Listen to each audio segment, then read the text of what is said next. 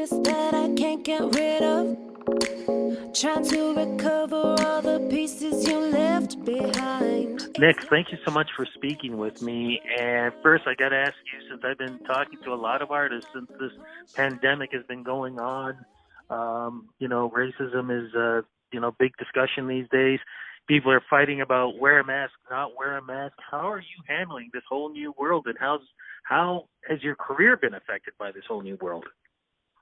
I know 2020 has definitely been a roller coaster between COVID, obviously Black Lives Matter, everything that's been going on. It's insane. So I've been quarantining with my family, actually, since everything shut down in March. So I've been doing okay. Somehow we're not killing each other, which is fantastic. And I'm going to jump in, but how has it affected your career personally and even emotionally? How has all this affected you, if I can use those words? Yeah, of course. Well, emotionally, I mean, like I said, I'm with my family, which is great. Somehow I'm emotionally stable. I kind of liked it at first on a personal level. I thought, oh, now I have some time to breathe, just kind of relax a bit. Figure out the direction of, music-wise, what I want to do, because, of course, like the industry, like every industry was kind of at a standstill, and we didn't really know what was going to happen, how businesses were going to operate. I didn't know if I wanted to release the song. Originally, I wanted the song to come out late May, early June, but when I was, in the process of talking about it with my team in March, it was kind of like, well, let's wait a bit because we really don't know what's happening right now. We don't know, of course you want PR and you want press and you want, to be able to do interviews, and it's like, can we even do that right now? But now the world has kind of adapted and people are working from home and everything's fine. So, the single got pushed back a bit by a couple of months. So it's out August 21st, but I'm really excited to release it. And like other artists, I think now is an amazing time to release music because everybody, they need positivity, they need new things to listen to because there isn't really much else to do. That says it all right there. You're right. Not much to do it all. The worst part is also, you would probably be out there performing in clubs and on stage and other places. And this actually, weather-wise, has probably been the best summer I've seen in years. And we can't really do anything. It's crazy. I know. It's boiling hot right now outside. It does suck. It sucks a lot because, you want to get out there and you want to perform and you want to connect with your audience, I guess in the standard, normal show, live performance sense, and you can't. So everything is online now, and it's all right. It works, but it doesn't have that same connection as if you were performing in person. No, and I can say this too. I absolutely agree with you because, again, I've talked to a lot of artists about this. They feel the same way also. Thank goodness we do have this technology to actually be able to see people and stuff, but that energy, there's still something lost from that. Plus, as you know, that a lot of people are now doing sort of like the drive-in performances, and again, still not the same thing. I'm not going to say the show that I saw, but there was one drive-in where, of course, the rule is everybody has to stay in the vehicles. Well, people were still getting out and trying to stand by the stage, too. So you can tell that even if you're in a vehicle out to watch, it's still extremely hard for people to not want to get out, get together with the others, and get out and enjoy the music. So it's going to be interesting to see how the rest of 2020 turns out, and 2021 rolls around too. But thank goodness we've got great music coming out for you, Fool. So congratulations on that. Before we get to the single, I'd love to get into the love of music and where that all began, because you are a Torontonian. Yeah, born and raised here in Toronto. And, well, I guess it started at like most, I don't know, I want to say like most artists, but it started at an early age, singing in choirs when I was 7, I think was the earliest one I started. And then moving to the piano and then moving to the violin and just surrounding myself with music in school, outside of school. Really heavily involved in music in high school, in every music ensemble that my, school had. And then realizing I think this is something I want to pursue professionally and beyond, of course, high school. So I had an amazing music teacher, and I think, teachers can really help people discover who they are and push them to become the best versions of themselves. And my music teacher really did that for me. And he helped me realize that music is what I want to pursue. So, yeah, that's what I did. From there, though, when it came to the songwriting, what kind of songs are you learning to write? What were the stories that you wanted to tell about your life and the things that you see around in the world? Well, I always connected to music that I personally related with and personally connected with. And it was Christina Aguilera's Stripped album, which is iconic and fabulous, that she released, I think it was 2004. And a lot of her songs were raw, deep, emotional, very personal, and I connected to a lot of her songs on there. And so when I write, I like to use, personal experiences that, maybe aren't always the most sugar-coated or, perfect life experiences. But I know that a lot of people deal with, issues that I've dealt with, and it's important to speak about them, to sing about them, and it's a great way for others to connect with your music. Was she a role model for you? And the reason why I say that is because when people get a chance to hear your music and hear your voice, as soon as you said Christina Aguilera, my thought was, okay, now I know where sort of like that inspirational voice came from, because you have incredible vocals. Oh, thank you so much. Her and Britney, I'm a classic 90s baby, as you can tell, based off my musical influences alone. But so funny enough, Britney was my number one. She was the first concert I ever went to at the Molson Amphitheater in Toronto when I was, I think, 6 or 7 years old. But it was Christina's vocals that really hooked me. And, she's a powerhouse vocalist. And it was her sound and her tone. I was like, wow, I am in love. And I don't know if I connected to her because of her lyrics or her voice or both, or because I saw myself in her. But yeah, she's definitely a huge influence, vocally and just lyrically and artistically. Just so you know, I covered that Britney show, so I know exactly what you're talking about. Oh my gosh, great really? show. Yeah, but I definitely wasn't 6. I was a hell of a lot older. Anyways, you've been in a lot of other competitions. Like, you really made the rounds in honing your craft. Can you talk a little bit about that, please? Yeah, of course. I think it's important to always push yourself and challenge yourself and, put yourself out there. I did the X Factor, actually, in the UK. I don't talk about it a lot. When I was 18, actually, I traveled to the UK. I'm a EU citizen.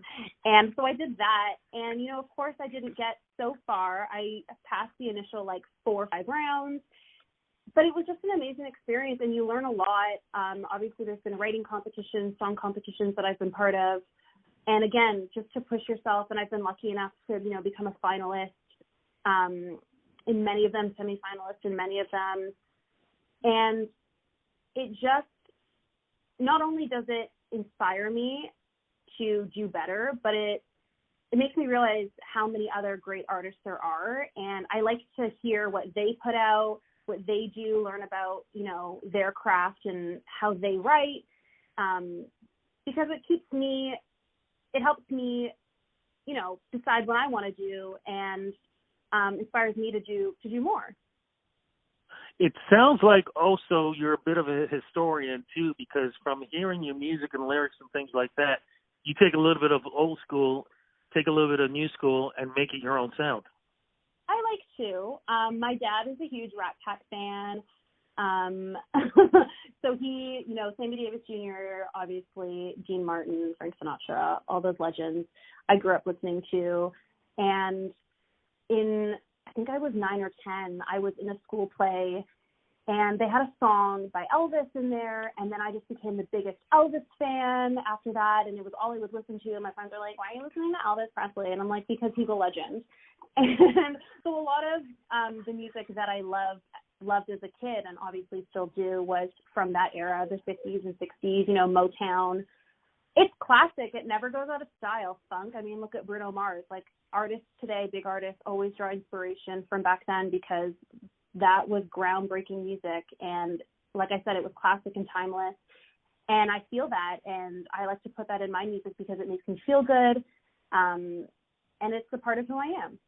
Okay, well, you already mentioned about the new single. Let's mention it again. What is the new single, and what's it about? Yeah, it's called Fools, and it's personal. It's fun. It's a fun pop dance tune, which is great for the summer.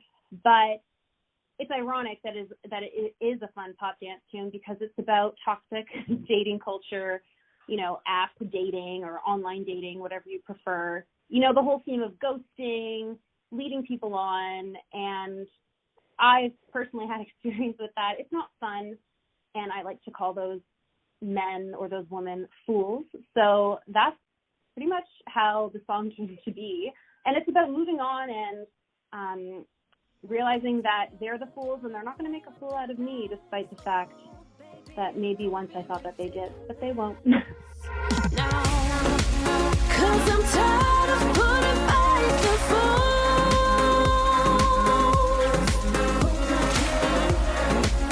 Got me tired of feeling only you. Love the story. Also the fact, too, we are talking about the summer. And, in the past, there's always been songs of the summer and then the song of the summer. Are you hoping your song will be part of 2020, even though we're going through such a really bad summer in a lot of ways? But are you hoping that your song will be the song of the summer to give joy to so many people? I hope so. It's definitely coming out at the tail end of summer. But, anything to make people feel good and to connect with, yeah, definitely. I would love if it became the song of the summer, for sure. Okay, so double checking again. When's the single out?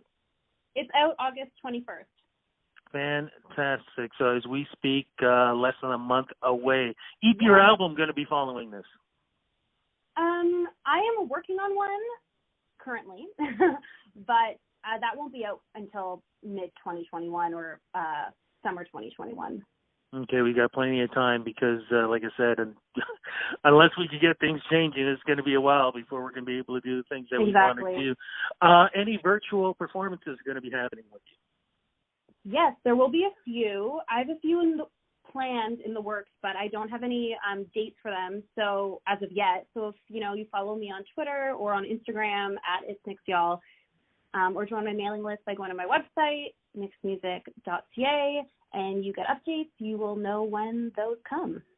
Before we go, because you're such an inspiration, and you can, just for the couple of minutes that we've spoken, you've got a really strong spirit. What do you want to say to people right now who are dealing with this different world, and hopefully they can keep their dreams coming true, and just get through this on the positive note?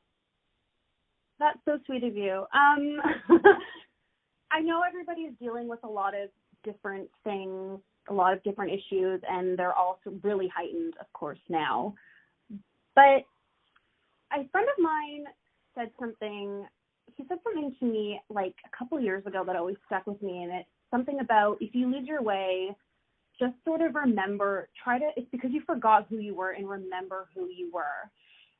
And at first I didn't really understand what he meant, but then I was really thinking about it, and I was thinking about, my early childhood and my upbringing and all the things that really made me smile that I sort of kind of lost touch with. And if you can just try to remember the things that maybe used to make you happy, they probably still do. You just kind of got too caught up in everything that's happening right now to sort of even remember. So just take a moment, I would say, and just try to really think about the things that make you smile, the things that, keep you going. And we'll all get through it together. You're never alone. And always know that somebody is there thinking about you. Amen to that. One more time, social media, where do we go to follow you? Yes. So on Instagram and Twitter, my handles are It's NIX Y'all. And of course, you can find me on my website, nixmusic.ca, which can also link you to all my socials. Wait a minute. Did you say NIX Y'all? Yeah. I love that. Oh, my God. That's got to be a T-shirt. Please tell me you've got merch that says that. I need it. Hey, coming. It's coming. I would wear that. I'd wear a hat if you had that. I love that. Look, I love this interview, love your music, love everything that you're doing, and love your spirit. Thank you so much for doing this interview with me. Of course. And let's cross fingers that in some time in the future we can do this in person one-on-one. I would love that. I would love that so much. Take care. All the best to your family. Be safe, and let's talk soon. Thank you. You too. Bye-bye. Bye. Won't let you make a fool out of me.